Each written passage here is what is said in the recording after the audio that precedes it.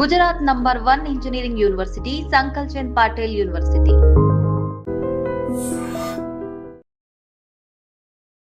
Hi, welcome to ID. Padutha Theeyaga ఓ 25 సంవత్సరాల సుదీర్ఘ చరిత్ర ఉన్న ఓ ప్రోగ్రాం, బాలు గారి మానసపుత్రిక. ఇలాంటి ఓ ప్రోగ్రాం మీద గత 2 రోజులుగా అలిగేషన్స్ వస్తున్నాయి. సింగర్ ప్రవిస్త, ఆ అమ్మాయి ఈ ప్రోగ్రాంలో తనకు అవమానాలు ఎదురైనని, తనని తొక్కేశారని, కావాలనే తనని ఎలిమినేట్ చేశారని జడ్జిలపైన, ముఖ్యంగా సునీత గారు, కీరవాణి గారు, చంద్రబోస్ గారు, వీరందరి మీద అలిగేషన్ చేసింది. వీరితో పాటు ఆ ప్రోగ్రాం యొక్క కంపెనీ ఏదైతే ఆ ప్రోగ్రాం నిర్వహిస్తుంటుందో జ్ఞాపిక ఎంటర్టైన్మెంట్స్, వాళ్ళ మీద కూడా అలిగేషన్ చేసింది. అసలు ఈ మొత్తం వ్యవహారంలో ఏం జరుగుతుంది?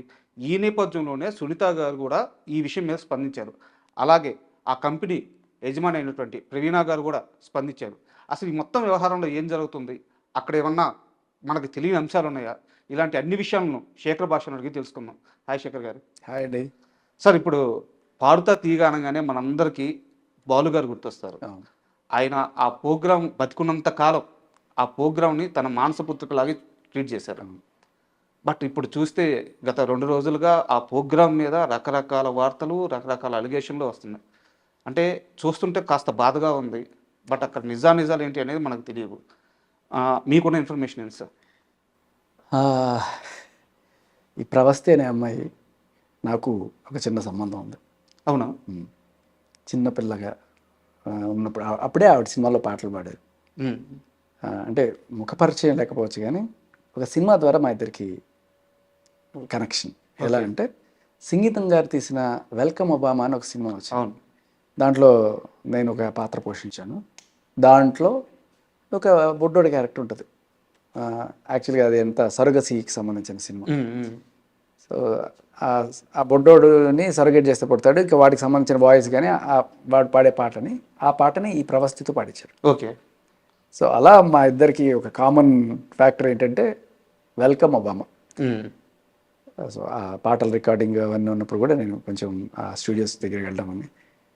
బట్ అంత చిన్న ఆవిడ చెప్పినట్టు, సునీత గారు చెప్పినట్టు అందరూ కూడా నాకు తెలిసిన చాలామంది సింగర్స్తో మాట్లాడా ఇది జరిగిన తర్వాత. చిన్న పిల్లకి ఏం తెలియదు, ఏం మాట్లాడుతుందో తెలియదు, ఇట్లా చేసి ఎందుకు కెరీర్ నాశనం చేసుకుంటుంది, ఎవరు అట్లా అనుకోరు. ఇప్పుడు నీ గెలుపుకి ఓటమికి నువ్వు ఓడిపోయినంత మాత్రం వాడి వల్ల వీడి వల్ల అనుకోవడం కూడా కరెక్ట్ కాదు. సో కొంచెం ఆ పిల్ల మైండ్ అప్సెట్ అవ్వడం వల్ల ఇట్లా చేస్తుంది తప్ప ఎవరు అటువంటి చేసే ఇది కూడా ఉండదు దాంట్లో. అంత అంటే నేను మాట్లాడిన సింగర్స్ అందరూ కూడా అదే ఒపీనియన్ చెప్పారు. చాలామందితో మాట్లాడాను నేను ఈ విషయంలో. ఎందుకంటే నాకు వరుస పెట్టి ఫోన్లు వస్తున్నాయి అండ్ నేను కూడా దీంట్లో క్లారిటీ తీసుకుందాం మాట్లాడే ముందని చెప్పి. సో అందరూ ఆవిడని వాత్సల్యంతోనే చూశారు తప్ప ఎవరు కూడా ఇట్లా ఎక్స్పోజింగ్ చేయమని కానీ ఇట్లా అలా అని ఉంటారు. ఏదైనా సరే ఒకవేళ ఈ డ్రెస్ బాగపోతే ఈ డ్రెస్ అని చెప్పి దాన్ని కూడా మనం ఏదైనా సరే దాన్ని ఏమంటారంటే రాజుగారి పెద్ద భార్య మంచిది అంటే రెండో భార్య చెడ్డది అన్న యాంగిల్లో చూడొచ్చు. సో ఆవిడ తీసుకునేది కరెక్ట్గా తీసుకోలేదు అన్నట్టుగానే అనిపిస్తుంది. అండ్ ఒకవేళ కనుక అటువంటివి జరిగినా కూడా అంటే లైక్ ఈ మధ్యకాలంలో టీఆర్పీల కోసం ఇటువంటివి చేస్తున్నారనే ఇవి కూడా వస్తుంటాయి. అంటే ఎక్స్పోజింగ్లు ఇవన్నీ కూడా చేస్తేనే ఎక్కువ రేటింగ్లు వస్తాయి అని. బట్ పాడుతా తీయగాకున్న audience base is completely different sir. అది ఒక ట్రెడిషనల్ ప్రోగ్రామ్గా బాలుగారు అవును మానసపుత్రికగా వచ్చిన ప్రోగ్రామ్ అది. సో అటువంటి ప్రోగ్రాం పైన ఇటువంటి నిందలు వేయడం, ఇప్పుడు నిందలు ఎవరన్నా వేయచ్చు, నువ్వు వేయచ్చు, నేను వేయచ్చు, లేకపోతే ఎవరైనా వేయచ్చు. కానీ ఏదైనా సాక్ష్యాలు చూపించకుండా నిందలేస్తేనే ఇది ప్రాబ్లం. ఆమె ఒక్క సాక్ష్యం ఏమైనా చూపించిందా? తనకు జరిగిన పరిస్థితులు ఇవన్నీ చెప్తుంది కానీ చెప్పడమే తప్ప సాక్ష్యాలు ఒక్క సాక్ష్యం కూడా లేకుండా ఇలా జరిగింది అని చెప్పడం. బట్ ఇప్పుడు వాళ్ళు సాక్ష్యాలు చూపిస్తున్నారు. ఇన్ని డ్రెస్సులు వేసింది ఈ అమ్మాయి, ఈ డ్రెస్సులన్నీ చూడండి, ఎక్కడ ఇటువంటి డ్రెస్ మేము ఇచ్చాము అనేది కూడా వాళ్ళు చెప్తున్నారు. అంతేకాకుండా ఇప్పుడు సునీత గారు కూడా క్లారిఫై చెప్పడం జరిగింది. చాలామంది అదే చెప్పారు, చిన్న పిల్ల అమ్మాయికి ఎందుకు ఏదన్నా ఒకసారి ఓడిపోతే ఓటమిని తీసుకోవడం నేర్చుకోవాలి, ఎస్పెషల్లీ యూత్. ఇవాళ రేపట్లో ఓటమి నీకు అదేదో పిల్ల జమీందారులో ఒక డైలాగ్ ఉంటుంది, గెలుపుదేముందిరా నిన్ను ప్రపంచానికి పరిచయం చేస్తుంది, ఓడిపోతే ప్రపంచం ఏంటో నీకు పరిచయం అవుతుంది. అలా ఓటమిని తీసుకోవడానికి ఆ ధైర్యం కావాలి. చాలామంది కొంత కూలిపోతే వాళ్ళు ఉంటారు, తట్టుకోలేరు, ఊరుకుమోతాను, ఇవన్నీ కూడా ఉంటాయి. లేదు నేను ఓడిపోయింటే వాళ్ళు రాజకీయాలు చేశారు, వీళ్ళు రాజకీయాలు చేశారు. నేను చెప్తున్నాను కదా, నీకు టాలెంట్ ఉంటే ఎప్పుడు ఆపలేడు నేను. ఇది నిజం. అంటే మీరు సింగర్స్తో మాట్లాడాను అని చెప్తున్నారు. చాలామంది సునీత గారు కానీ వేరే వాళ్ళు ఎవరైనా సరే ఆ అమ్మాయిని చిన్న పాపలాగే ట్రీట్ చేశారు, వాచలమే చూపించారని చెప్పి మీరు చెప్తున్నారు. బట్ సునీత గారు వీడియో రిలీజ్ చేసినప్పుడు ఆమె ఒక మాట అన్నారు, పాడుతా తీయగా అనే ఒక ప్రోగ్రాం ద్వారా ఎంతోమంది సింగర్స్ వచ్చారు, వాళ్ళందరూ ఇప్పుడు ఒక మంచి పొజిషన్లో ఉన్నారు. ఆ ప్రోగ్రాం మీద ఇలాంటి అలిగేషన్ వస్తున్నప్పుడు మీరందరూ లాభపడినప్పుడు ఎందుకమ్మా మీరందరూ బయటకు వచ్చి అక్కడ ఉండే పరిస్థితుల గురించి వివరించట్లేదు, ఎందుకు మీరు బయటికి రావట్లేదు అని చెప్పి ఒక క్వశ్చన్ రైజ్ చేశారు. నాకు ఎందుకు అది చాలా వ్యాలిడ్ అనిపించింది. చాలా మంచి మాట. ఖచ్చితంగా ప్రతి ఒక్కళ్ళు మాట్లాడాలి. బట్ నేను మాట్లాడిన సింగర్స్ని కూడా నేను అదే అడిగా, మీరు చెప్పొచ్చు కదా. అవును, నా క్వశ్చన్ కూడా అదే. మీతో చెప్పిన వాళ్ళు మీడియా ముందుకు వచ్చి కెమెరా ముందుకు వచ్చి ఎందుకు చెప్పలేకపోతున్నారు? వాళ్ళు అన్నమాట దీన్ని హైలైట్ చేయాలని అనుకోవట్లేదు మేము, ఓకే, అనవసరంగా దీన్ని పెద్ద చేయాలనుకోవట్లేదు అనేది వాళ్ళు చెప్పిన మాట. బట్ వాళ్ళు కాకపోయినా పార్టిసిపెంట్స్ చెప్పాలి. ఎందుకంటే సింగర్స్ అందరూ కూడా ఇప్పుడు ప్రస్తుతం జడ్జి స్థానాల్లోకి వచ్చిన ఫ్రెండ్స్ నాకంతా కూడా, లైక్ నా తోటి ఆర్జేలే ఇప్పుడు చాలా మంది సింగర్స్ ఉన్నారు. సో అలా పార్టిసిపెంట్స్ చెప్తేనే కరెక్ట్గా ఉంటుంది. అండ్ అంటే ఇప్పుడు పార్టిసిపేషన్ చేయాలంటే మంచిగా మాట్లాడితే మాకు పార్టిసిపేషన్ ఇస్తారు కాబట్టి మనం మంచిగా మాట్లాడదాము అనే కోణం కూడా వస్తుంది. ఇప్పుడు నేను పోటీ పడి నేను మంచిగా చెప్తాను, నేను ఎంత మంచిగా చెప్తే నాకు రేపు ఫ్యూచర్లో ఛాన్స్ ఇస్తారు అనే కోణం కూడా వస్తుంది. ఇప్పుడు చెప్పినా కూడా ఇలా చూసే క్రమంలో బట్ అన్నీ అక్కర్లేదు. బట్ ఆవిడ చేస్తున్న ఎలిగేషన్కి సంబంధించిన ఒక్క వీడియో, అంటే ఒక ప్రూఫ్, డ్రెస్ తప్పుగా వేసుకోమని అన్నారు ఎక్కడ, ఇదిగో పర్టికులర్ పలానా ఎపిసోడ్లో పలానా టైంలో ఇది చూడండి, ఈ టైంలో జరిగింది. అండ్ తాజాగా జ్ఞాపక వాళ్ళు కూడా ఒక వీడియో రిలీజ్ చేశారు. అందులో ప్రవీణ గారు ఎవరైతే ప్రవస్తి చేసుకున్న డ్రెస్సులు అయితే ఆ అన్ని ఎపిసోడ్లో అమ్మాయి వేసుకున్న డ్రెస్సులన్నీ కూడా క్లియర్గా చూపించారు. ఎక్కడ కూడా అలాంటి పరిస్థితి అయితే లేదు. అయితే ఇక్కడ నాకు ఇంకో క్వశ్చన్ సార్, అంటే అలిగేషన్ చేసింది 19 ఏళ్ళ ఒక చిన్న అమ్మాయి. సో తన దగ్గర సాక్ష్యాలు లేవు కదా అని చెప్పేసి మనం అంటే ఒక స్టాండ్ తీసుకొని మాట్లాడలేము.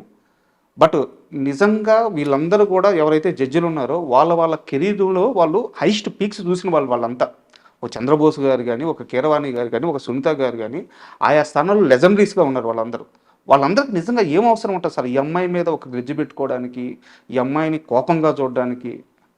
ఏముండదు. ఇప్పుడు ఒక దాంట్లో కొంతమంది గెలుస్తారు, కొంతమంది ఓడిపోతారు, కొంతమంది ఓటమిని గట్టిగా తీసుకుంటారు, కొంతమంది నేను అంటే మనకేమనిపిస్తుంది అంటే నేను చాలా బాగా పాడాను కదా, మనకి కాకిపిల్ల కాకి ముద్దు అన్నట్టు మన వాయిస్ మనకి ముద్దు, మన తల్లిదండ్రులకు కూడా ముద్దే, కానీ నిజం అనేది బయటకు తెలుస్తుంది.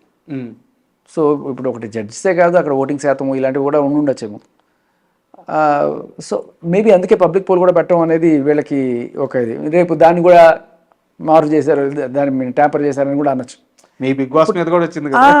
ఇప్పుడు ఏంటంటే బిగ్ బాస్లో ఎవరైనా సరే కంటెస్టెంట్ సింపుల్ మంచి ఎగ్జాంపుల్ గుర్తు చేశారు. బిగ్ బాస్లో ఎలిమినేట్ అయిపోయి బయటకు వచ్చిన వాడు ప్రతి ఒక్కళ్ళు కూడా అన్ఫెయిర్ ఎలిమినేషన్ అని అంటారు. నాది ఫెయిర్ ఎలిమినేషనే, నేను లేకపోతే నా అంతరికి నేనుగా వచ్చేసానో, లేకపోతే ఓపెన్గా చెప్పేవాళ్ళు తక్కువ మంది ఉంటారు. ఎస్పెషల్లీ వాళ్ళ ఫ్యాన్స్ అయితే అసలు ఒప్పుకోరు.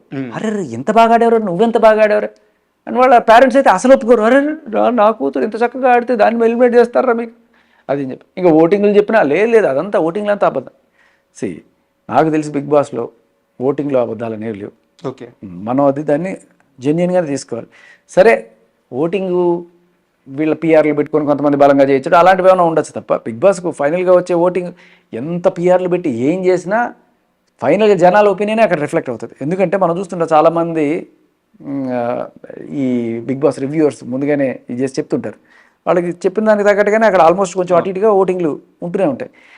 ఏదైనా నీకు టాలెంట్ ఉండి నీకు దమ్ముంటే ఎవడు ఆపలేడు అనేది నిజం. ఇప్పుడు నిజంగా నేను అద్భుతంగా పెర్ఫామ్ చేస్తున్నాను అనుకోండి, నన్ను ఉండించుకుంటేనే కదా వాళ్ళకి రేటింగు.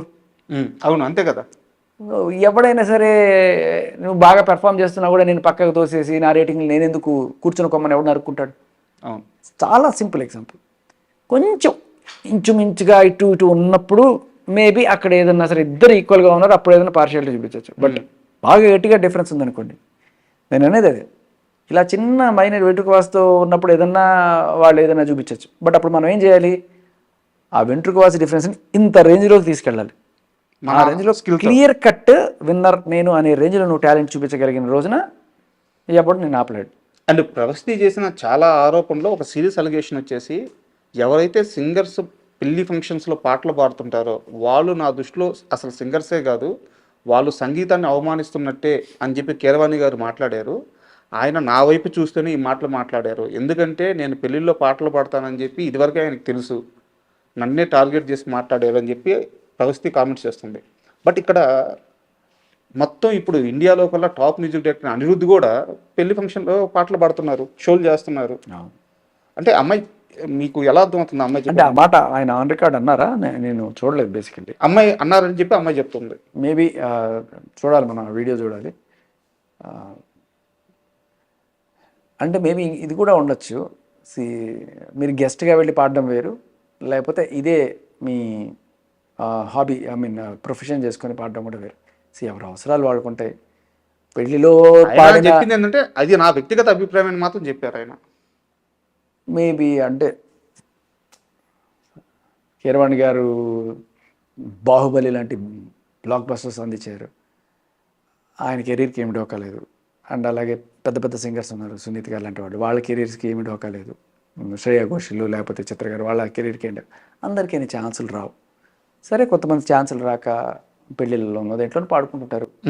సో వాళ్ళని వాళ్ళ అంటే అవకాశము అదృష్టము లేనంత మాత్రాన, ఒకవేళ పెళ్లిలో పాడినంత మాత్రాన వాళ్ళకి ఏదో అవసరం కొద్ది వాడుతున్నారు. దాన్ని మనం తప్పుగా చూడాల్సిన అవసరం లేదు. నా ఒపీనియన్ అయితే కీరవాణి గారితో నేను విభేదిస్తాను ఈ విషయంలో. ఆయన చెప్పింది కూడా ఇది అందరికీ వర్తించాలని లేదు, ఇది నా వ్యక్తిగత అభిప్రాయం అని మాత్రమే చెప్పారు ఆయన. బట్ ఈ అమ్మాయి ఏంటంటే దాన్ని సీరియస్గా తీసుకుని అది కూడా ఒక అలిగేషన్గా చెప్పింది అనమాట. అది నాకు కొంచెం అభ్యంతరకరంగానే ఉంది ఆ స్టేట్మెంట్. ఆయన వ్యక్తిగత అభిప్రాయం అయినా ఏదైనా కూడా పెళ్ళిళ్ళలో పాడుకున్నంత మాత్రాన వాళ్ళు గొప్ప సింగర్లు కాలేకపోరు అనేదేం లేదు. సో వాళ్ళకి అదృష్టం కలిసి రావాలి, అవకాశం కరెక్ట్గా రావాలి, అంతే. రెస్ట్ ఈస్ లైక్ మనం జడ్జి చేయలేం. చాలామంది పెళ్ళిళ్ళలో అద్భుతంగా పాడిన వాళ్ళు మట్టిలో మాణిక్యాలంటారు, అంతెందుకు. మేబీ ఇదే కీరవాణి గారు ఏదైనా పెళ్ళికి వెళ్ళినప్పుడు ఇలాగే ఒక అమ్మాయి స్టేజ్ మీద పాడుతుంటే ఇంత అద్భుతంగా పాడిందని ఆయనే ముచ్చటపడి మేబీ ఆయనే సింగర్గా ఛాన్స్ ఇస్తారేమో. పాడినంత మాత్రాన, సో పెళ్లిలో పాడినంత మాత్రాన తక్కువ అని కూడా కాదు నా ఉద్దేశం. అది ఇప్పుడు భరతనాట్యాన్ని మీరు తీసుకెళ్ళి ఏ పబ్బుల్లోనో లేకపోతే ఇలా అందరూ బంధు తాగేసిన చోట అలా చేశారనుకోండి, అది కొంచెం చిన్న చూపు. అండ్ మేబీ ఆయన ఉద్దేశం ఏమై ఉండొచ్చు నేను చెప్పనా, పెళ్ళిళ్ళు అంటే పద్ధతిగా జరిగే పెళ్ళిళ్ళు అన్నీ కూడా ఒక రకం, అలా కాకుండా పెళ్ళిళ్ళు అయిపోయిన తర్వాత ఆఫ్టర్ పార్టీలు ఉంటాయి, సంగీతం అందరూ తాగుతూ ఉంటారు, వాళ్ళు తాగేసి ఇలా. బేసికలీ ఇది సరస్వతి, దీన్ని గౌరవించాల్సిన స్టేజ్లో మనం పెట్టాలి తప్ప దీన్ని మనం కొంచెం తక్కువ స్టేజ్లో పెట్టకూడదు అనే ఉద్దేశంతో కూడా మేబీ ఆయన అనుండొచ్చేమో. పెళ్ళిలో పాడితే తప్పలేదు, బట్ ఆఫ్టర్ పార్టీల్లో లేకపోతే ఇట్లా అందరూ తాగుబోతులు ఇట్లా చేసినప్పుడు అది కూడా దానికి తగ్గ పాటలు వేరే ఉంటాయి. ఏ త్యాగరాయ కృతులు అలాంటివి పాడితే కొంచెం అవమానకరంగానే ఉంటుంది. అండ్ ఏది అంటే సమయం సందర్భానికి తగ్గట్టుగానే పాట ఉండాలి.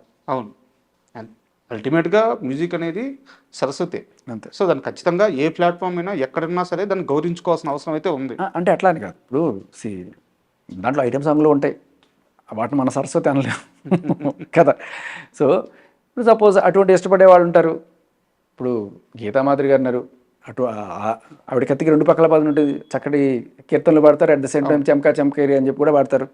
సో అది సందర్భానికి తగ్గట్టుగా, ఆ ఫారంకి తగ్గట్టుగా మనం పాడితే పర్లేదు. నువ్వు ఇటువంటి చోట త్యాగరాయ కృతులు పాడడం అనేది కూడా అవమానించినట్టే ఉంటుంది. అండ్ ప్రవస్తి చేసిన ఆరోపణలో ఇంకోటి బలమైంది ఏంటంటే, సింగర్స్ అనే కాదు, కంటెస్టెంట్స్ ఎవరైనా సరే అంటే ఇలాంటి షోల్లో ముందుగానే ఎవరు ఎలిమినేట్ అవ్వాలని నిర్ణయించేసి ప్రోగ్రామ్ని ప్లాన్ చేస్తారు అని చెప్పి అమ్మాయి ఒక అలిగేషన్ రైజ్ చేసింది అనమాట. మీకు చాలామంది సింగర్స్తో పరిచయం ఉంది, వాళ్ళందరూ మీకు సన్నిహితులు, స్నేహితులు కూడా. మీకు ఎప్పుడైనా ఇలాంటిది ఎదురైందా? Absolutely not. మీరు యాజ్ ఇట్ ఈస్గా చెప్పిందే చాలామంది బిగ్ బాస్లో కూడా అనుకుంటారు. ముందుగానే డిసైడ్ చేసేస్తారు, చూడు నెక్స్ట్ వీక్ వీడు వెళ్ళిపోతారు, చూడు నెక్స్ట్ వీక్ వాడు వెళ్ళిపోతారు. Absolutely not. ఎప్పుడు ఏమైనా జరగచ్చు.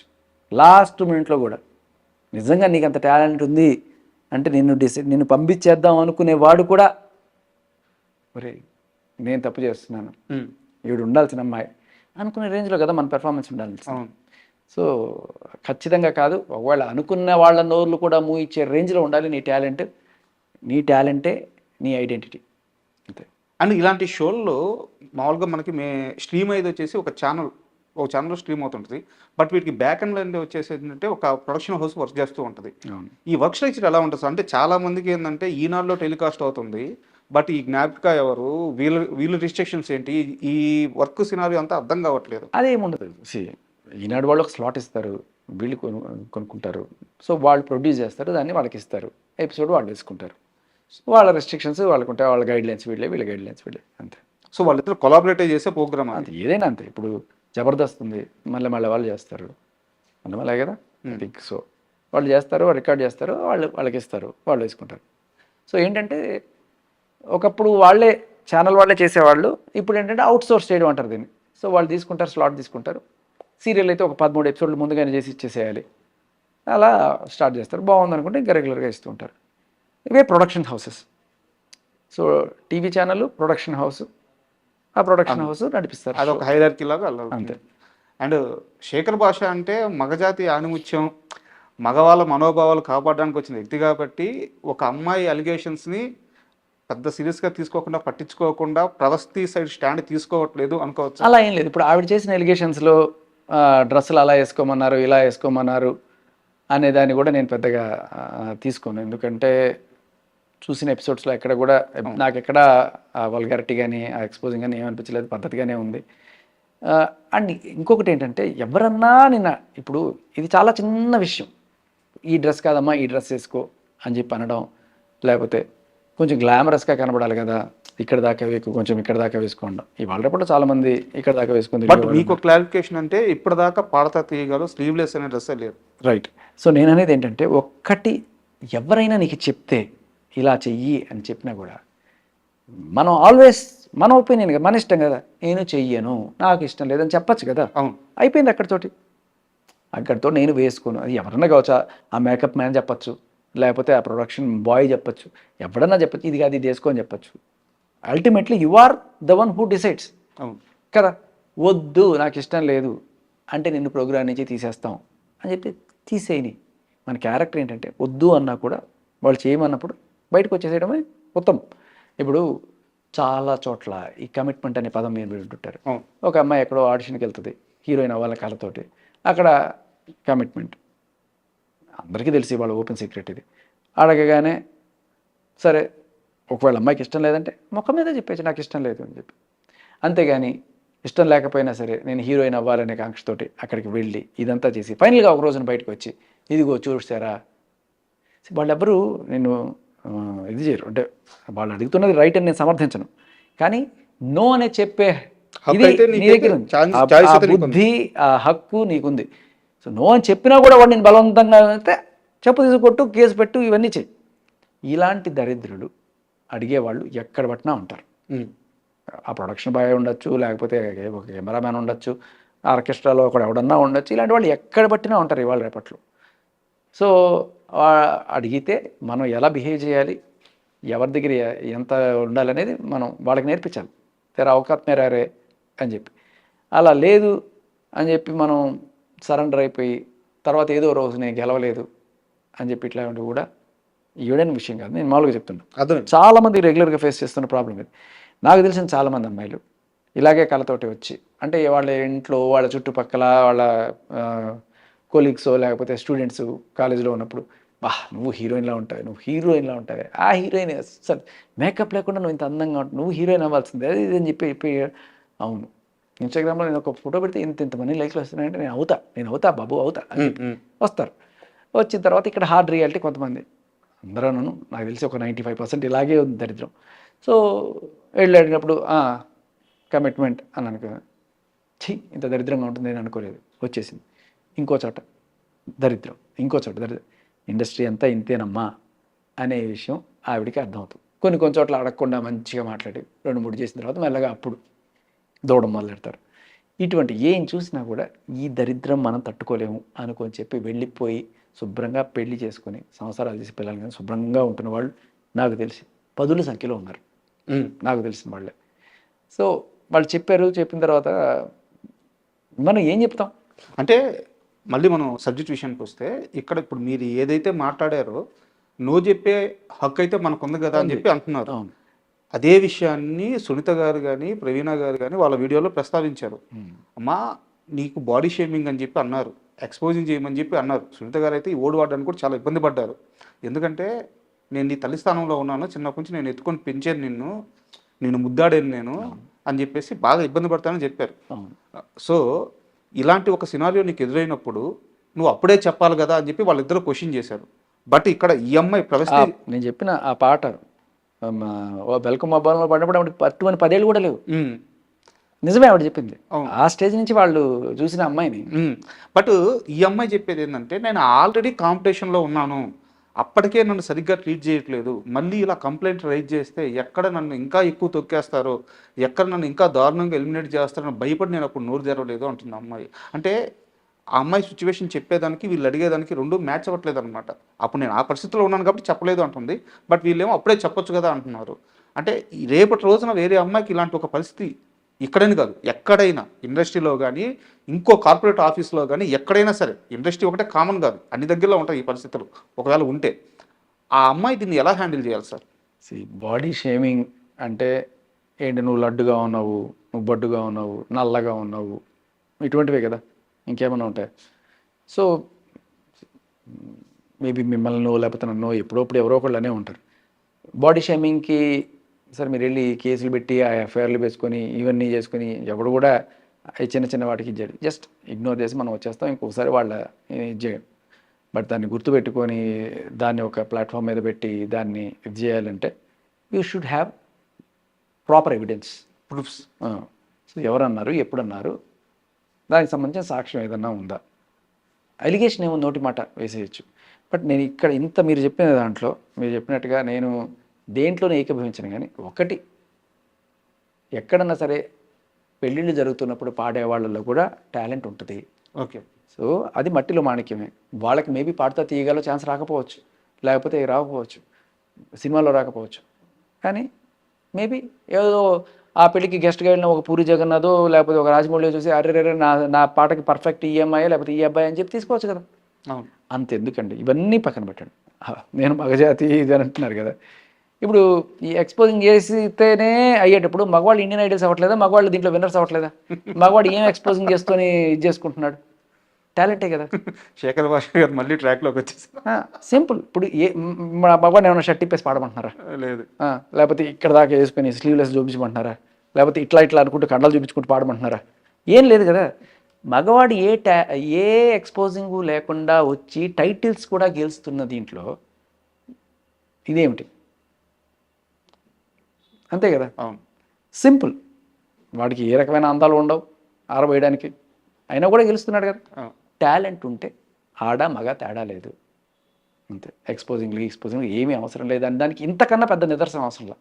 మగాడు గెలుస్తున్నాడు టైటిల్స్ అంటే. అండ్ ఈ టాపిక్ కాస్త పక్కన పెడితే, అంటే దీనికి సంబంధం ఉన్న విషయం ఒకటి అడుగుతాను. మీకు చాలామంది సింగర్స్ తెలుసు, అండ్ వాళ్ళ లైఫ్ స్టైల్ ఎలా ఉంటుందో కూడా తెలుసు. సింగింగ్ని కెరీర్గా ఎంచుకున్న వాళ్ళు ఎవ్వరు ఈ రోజు వరకు, అంటే టాప్ రేంజ్లో ఉన్న ఆ నలుగురు ముగ్గురు తప్పించేసి ఎవ్వరూ కూడా కెరీర్లో సూపర్గా సెటిల్ అవ్వలేదు. సెటిల్ మీన్స్ నా ఉద్దేశం ఏంటంటే ఫైనాన్షియల్గా. అయ్యో బ్రహ్మాండంగా సెటిల్ అయ్యారండి మీరు. ఏమనుకున్నారు బ్రహ్మాండంగా అంటే? సెటిల్మెంట్ అంటే సరే వాడు 1 కోటి రూపాయలు సంపాదిస్తారంటే 100 కోట్లు సంపాదించలేదండి అంటారు మీరు. సరే వాడు 100 కోట్లు సంపాదించంటే 1000 కోట్లు సంపాదించలేదు. సెటిల్మెంట్ అనేది మన జస్ట్ స్టాటస్. నేను సంపాదించే చిరుద్యోగిని ఎంతో నేను సంపాదించుకున్న దాంట్లో నేను తృప్తిగా ఉన్నాను, సెటిల్. అంటే ఐ మీన్ బయట షోలు చేసి సంపాదించడం వేరు, సినిమాల్లో పాట పాడినప్పుడు వాళ్ళకి వచ్చే రెమ్యూనరేషన్స్ చాలా తక్కువ ఉంటున్నాయి అని చెప్పి ఒక వాదన అయితే ఉంది. అసలు రెమ్యూనరేషన్ అక్కర్లేదు కూడా నేను చెప్తా. ఓకే. ఇది నీ ఐడి, నీ బ్రాండ్. ఇది సినిమాలో నువ్వు ఇప్పుడు దేవిశ్రీ ప్రసాద్ గారి సినిమాలో ఒక పాట పాడావు, నెక్స్ట్ లెవెల్లో ఉంటుంది నీకు బయట మార్కెట్. అంటే ఏంటి, నెక్స్ట్ సినిమాకి పిలుస్తారని కాదు, అమెరికాకి ఛాన్సెస్ వస్తాయి, ఓకే, డబ్బులు వస్తాయి. ఓకే. ఇక్కడ వచ్చేది ఆయన నాకు 1,00,000 రూపాయలు ఇచ్చాడా 2 లక్షలు ఇచ్చాడా అని పక్కన పెట్టేయండి, జస్ట్ ఆయన ఎంతైనా ఇవ్వండి. ఇప్పుడు బిగ్ బాస్లో మీరు నన్ను పిలిచినప్పుడు నాకు వాళ్ళు 1,00,000 రూపాయలు ఇచ్చారా 2 లక్షలు ఇచ్చారా నేను చూడండి, దట్స్ ద బిగ్గెస్ట్ ప్లాట్ఫామ్. దానివల్ల నాకు ఫ్యూచర్లో వేరే ఆపర్చునిటీస్ రావచ్చు, పేరు రావచ్చు. వాళ్ళు ఎంత ఇస్తారనేది కంప్లీట్ ఇమేటల్. సింగర్స్ సంపాదించేదంతా అస్సలు డైరెక్ట్గా సినిమా పాటలతో సింగర్లు సంపాదిస్తారనుకుంటే భ్రమలో ఉన్నారు మీరు. ఓకే. అంతా ఈవెంట్స్లోనే వస్తాయి వాళ్ళకి. మ్యాక్సిమం ఈవెంట్స్లోనే వస్తాయి. అంటే వాళ్ళ రేంజ్ని బట్టి ఒక్కో ఈవెంట్కి ఎంత రావచ్చు సార్ సుమారు? అవన్నీ మనం చెప్పకూడదు, బట్ లక్షల్లోనే ఉంటాయి. లక్షల్లోనే. అదే అది సింగర్ పాపులారిటీని బట్టి పెరుగుతూ పోతుంది. ఓకే. అంటే ఇప్పుడు ఈ విషయానికి మళ్ళీ వస్తే మనకి సునీత గారు ఒక మాట చెప్పారు, ఈ అంశాన్ని గుర్తుపెట్టుకొని ఎవరైనా కాంపిటీషన్కి వస్తుంటే మీరు మెంటల్గా ప్రిపేర్ అయ్యండి. ఎందుకంటే ఇక్కడ జడ్జిల స్థానంలో కూర్చున్న వాళ్ళు మిమ్మల్ని పొగడతారు, అలాగే మీ తప్పుల్ని సరిచేస్తారు, మీకు సలహాలు ఇస్తారు, సూచనలు ఇస్తారు. వాటన్నిటికీ రెడీ అయి ఉంటేనే మీరు సింగింగ్ కాంపిటీషన్కి రండి, లేకుంటే రావద్దు అని చెప్పి ఒక స్టేట్మెంట్ పాస్ చేశారు. అండ్ ఈ మొత్తం వ్యవహారం వల్ల ఇలాంటి సింగింగ్ కాంపిటీషన్ షోలు ఏమైనా దెబ్బతినే ఛాన్స్ ఉంటుంది? నాకు తెలిసి అంత ఉండదండి. ఓకే. సో ఖచ్చితంగా నేను చూస్తున్నది ఇంకొక మాట కూడా చెప్తాను. జస్ట్ ఒక వాయిస్ కోసం మాత్రమే ఇక్కడ జరుగుతున్న ఇది ఎంత బాగా పాడతారు అనేది విషయం. ఇటువంటివి ఇంకొంచెం నెక్స్ట్ లెవెల్కి వెళ్ళాలి అనేది కూడా నా కోరిక. సరే, జస్ట్ ఆల్రెడీ వచ్చేసిన పాటల్ని వీళ్ళు పాడుతున్నారు. సో మనం సీడీలో విన్నా లేకపోతే ఇక్కడ విన్నా కొంచెం ఇంచుమించుగా అలాగే ఉంటుంది. ఆ పాటని ఏది సపోజ్ సార్ వస్తారు అనే పాటని ఆవిడ పాడింది, ఈవిడ ఎట్లా పాడింది, ఆవిడ ఎలా పాడింది, ఈవిడ ఇలా పాడింది, ఇది చిన్న డిఫరెన్స్ అంతే. కానీ నేను అనేది ఏంటంటే కొత్త రకమైన పాటలు రావాలి. ఫర్ ఎగ్జాంపుల్ ఇట్లే కొత్త పాటలు ఎలా అంటే వాళ్ళే బాండి కట్టి వాళ్ళే లిరిక్ రాసి అక్కడే వాళ్ళు ఒక టీం పెట్టుకొని ఆర్కెస్ట్రా పెట్టుకొని ఒక బ్యాండ్ లాగా పెర్ఫామ్ చేసి ఈ మధ్యకాలంలో బాలీవుడ్లో ఆల్రెడీ ఉన్నట్టున్నాయి. ఇప్పుడు నేను ఇచ్చే సజెషన్ కూడా సింగర్లకి కొదవలేదండి. ఓకే. వందల వేల మంది సింగర్లు ఉన్నారు. ఆడవాళ్ళలో ఇంకా ఎక్కువ కాంపిటీషన్ ఉంది. మగాళ్ళ కన్నా సింగర్లు ఆడవాళ్ళలోనే ఎక్కువ ఉన్నారు. సో ఈ కాంపిటీషన్ మీరు నిలబడాలి అంటే మీ అంతటికి మీరుగా సొంతంగా కంపోజ్ చేయడం, సొంతంగా పాటలు క్రియేట్ చేసి మీ యూట్యూబ్ ఛానల్స్లో పెడితే ఒక్కటి క్లిక్ అయితే చాలు కదా. బుల్లెట్ బండి ఎవరు చేశారండి? కీరవాణి గారు చేశారా లేకపోతే ఏఆర్ రెహమాన్ చేశారా? ఎంత హిట్ అయింది. అవును. సో మన మంగ్లీ గారు చేసే పాటలు కావచ్చు, ఇవన్నీ కూడా రేలారే ఇటువంటి ఎన్నో పాటలు, జానపదాలు కావచ్చు, మీరు సొంతంగా కంపోజ్ చేయండి. ఆపేదేవాడు మిమ్మల్ని ఎవ్వడు ఆపడు. అది అసలు టాలెంట్ అంటే. వచ్చిన పాటని తూచా తప్పకుండా శృతిలో పాడావా, ఇక్కడ ఒక స్వరం మారిందా, దట్ ఈస్ సంథింగ్. సరే, ఇది పాడుతా తీగ దానికి ఉద్దేశించిన ప్రోగ్రామే కాబట్టి మీరు అంతవరకు నేను సింగర్గా మాత్రమే అనుకుంటే మాత్రం ఇవే పాడుకుంటూ మాకు అవకాశాలు వస్తాయనుకుంటే పొరపాటు. మీరు యూట్యూబ్ ఛానల్ అనేది ఇప్పుడు ఉంది, ఇన్స్టాగ్రామ్స్ అనేవి ఉన్నాయి, మీ సొంతంగా పాడి దాన్ని పెట్టండి. ఈ మధ్యకాలంలో అమ్మత్త పాతియే ఆ పత్తి తేనా అని ఒకటి వచ్చింది. దానికి మొన్న ఎవరో రాశారు, ఎలక్షన్లో ఈ పాటలు ఎట్లా పాడతారు విన్నారా? వెనకాల అన్నయ్య ఫోటో ఒకటి పెట్టుకున్నారు. అన్నయ్య పార్టీకి నే ఓటు వేస్తున్నా, ఆ పార్టీలో నే చేరిపోతున్నా, అన్నయ్య పార్టీదే నే జెండా మోస్తున్నా, ఆ పార్టీలో నేను ఇంకా ఉండిపోతా పడుతున్నాడు. అవునవును. సో టాలెంట్కి హద్దు లేదండి. ఇవాళ ఇన్స్టాగ్రామ్లో మీ క్రియేటివిటీ చూపించుకోవడానికి పాడుతా తీగ ప్లాట్ఫామ్ ఒక్కటే కాదు, బోల్డ్ ఉన్నాయి. వాళ్ళని వెళ్ళి నిందించాల్సిన పని లేదు. అది మీకు టాలెంట్ ఉంటే మీ యూట్యూబ్లో మీ ఇన్స్టాగ్రామ్లో పెట్టండి. ఇప్పుడు కాంట్రవర్సీ పుణ్యమా అని మీరు చాలామందికి తెలిసిపోయారు. ఇప్పుడు చాలామందికి ప్రవస్తి అంటే తెలియని వాళ్ళకి కూడా ఇవాళ ప్రవస్తి అంటే తెలుసు. అట్లీస్ట్ ఇది కూడా మీకు మంచిగా జరిగింది అనుకుందాం. మీకు ఇప్పుడు ఫాలోయింగ్ పెరుగుతుంది, మీరు ఎవరు అనేది చూస్తారు. ఇప్పుడు మీరు పెట్టండి మీ టాలెంట్, ఒకటి చేసి పెట్టండి, ఒక మంచి పాట పెట్టండి. ఓకే. అంటే ఈ విషయంలో నాకు ఒక 2 డౌట్లు ఉన్నాయి. ఫైనల్గా 2 క్వశ్చన్స్ అవి.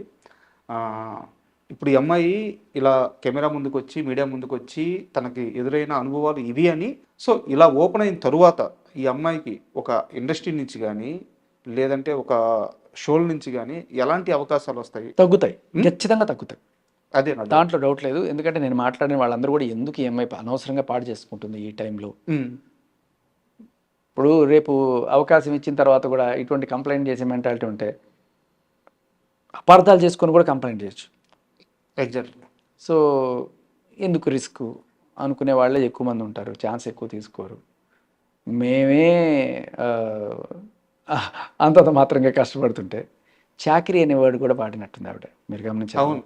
చాకిరీ అంటే ఇష్టంగా చేసే పని అండి. మీరు దాన్ని ఏదో ఆ, మా ఇంట్లో అంట్లు తోము, మా ఇంట్లో బట్టలు ఉతుకు అని చెప్పినట్టుగా భావించడం కాదు. సో చాకరీ అంటే మీరు సంగీతం కోసం పెట్టి, ఇప్పుడు ఒక పాట కంపోజిషన్ పొద్దునుంచి అక్కడ సాయంత్రం దాకా అక్కడ కూర్చొని ఆ పాట కోరస్లు కానీ లేకపోతే వాయిస్లు ఇస్తున్నప్పుడు మీరు నిజంగా ఎంజాయ్ చేస్తారు ఆ సంగీతాన్ని. ఆ ఎంజాయ్మెంట్ మీరు చేస్తున్నప్పుడు ఆటోమేటిక్గా మీ ఇది డెవలప్ అవుతుంది. దాన్ని చాకరీ అని ఆయన వాడుంటారు, దాన్ని కూడా మీరు వేరే రకంగా అర్థం మిస్అండర్స్టాండ్ చేసుకోవడానికి ఏముంది. కీరవాణి గారి విషయంలోనే అమ్మాయి అవార్డు వాడింది అనమాట.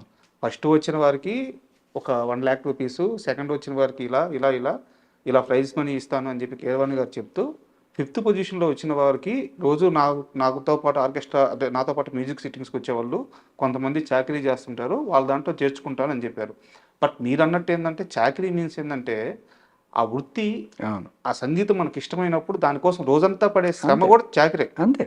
ఇప్పుడు మనం షూటింగ్స్కి వెళ్తుంటాం సార్, చాకరీ అంటే ఆయన ఇంట్లో ఏం అంటూ తోచట్లేదు కదా ఆయన. అది మనం షూటింగ్స్కి వెళ్తుంటాము, పెద్ద పెద్ద కొండల మీద షాట్ పెడతారు, కెమెరామ్యాన్లు ఆ పెద్ద పెద్ద కెమెరాలు వేసుకొని ఆ స్టాండ్స్ పట్టుకొని ఆనందంగా ఎక్కుతుంటారు వాళ్ళు. అది వాళ్ళకి చాకరీ చేస్తున్నట్టు కదా, ఆ ఫీల్ని ఆ ఆర్ట్ని వాళ్ళు ఆస్వాదిస్తున్నారు. మేబీ మీరు చెప్పింది కరెక్ట్ అయి ఉండొచ్చు, ఎందుకంటే అంత పెద్ద అయిన చాకరీ అనే ఓడు వాడాడంటే. ఇటువరకు అంటే ఒకప్పుడు గురుకులంస్లో ఎలా ఉంటుంది, ఇప్పుడంటే స్కూళ్ళు ఈ చదువులు వచ్చేసినాయి. గురువు దగ్గర విద్య నేర్చుకోవాలనుకుంటే ఆయనకి ఎంత సేవలు చేసి ఎంత ఇది చేస్తారు, నిజంగానే చేస్తారు వాళ్ళు. ఆయన గురువుగారి బట్టలు ఉతుకుతారు, గురుగారి ఇంట్లో వంటలు చేస్తారు, ఇవన్నీ చేస్తారు పిల్లలు. అది నిజంగా అది కూడా తప్పు కాదు, ఎందుకంటే ఒక గురుస్థానంలో ఆయన మనకు నేర్పిస్తున్నప్పుడు ఆయన కోసం మనం చేయడం తప్పు కాదు. నేను సంగీతం లేకపోతే నేను విలువిద్య నేర్చుకోవడానికి వచ్చాను, అది మాత్రం నేర్చుకుంటానని చెప్పి పాండవులు లేకపోతే కౌరులు ద్రోణాచార్య దగ్గరికి వచ్చినప్పుడు అన్ని గురువు అంటే అంత భక్తి, దాంతో సేవలు చేస్తారు దాంట్లో. కానీ ఇక్కడ ఆయన ఉద్దేశించింది కూడా అది కూడా కాదు, కేవలం సంగీత చాకరీ మాత్రమే, అంతే. అండ్ ఫైనల్గా నా క్వశ్చన్ వచ్చేసి, ఇప్పుడు మీకు చాలామంది సింగర్స్ తెలుసు కాబట్టి ఆ సింగింగ్ వరల్డ్లో మీకు ఇప్పుడు మన తెలుగులో ఉన్న ఈ సింగర్స్ అందరూ ఎక్కువ మంది ఇప్పుడు ఈ అమ్మాయికి సపోర్ట్ చేస్తున్నారా, లేకుంటే ఈ పాడుతా తీగ షోలో ఎవరైతే జడ్జి ఉన్నారో వాళ్ళకి సపోర్ట్ చేస్తున్నారా? మీకు ఇన్నర్గా ఉన్న ఇన్ఫర్మేషన్ ప్రకారం చెప్పండి. నేను కనీసం ఒక 6 మందితో మాట్లాడుంటాను ఇవాళ. ఓకే.